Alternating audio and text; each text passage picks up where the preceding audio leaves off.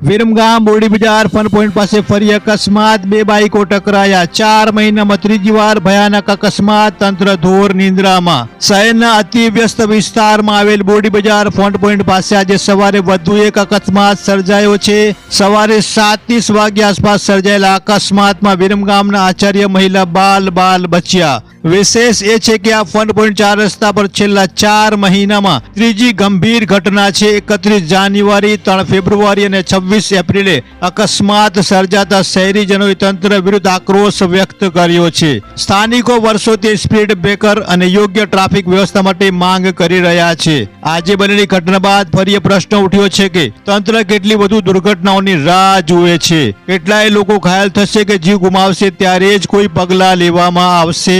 સમગ્ર દેશ ટ્રાફિક સુરક્ષા માટે ટેકનોલોજી અપનાવી રહ્યો છે, ત્યારે વિરમગામ જેવા શહેરમાં તંત્રની બેદરકારી ઘણી મોટી ચિંતા જગાવે છે. Munna Bohra, India crime coverage news, Viramgam.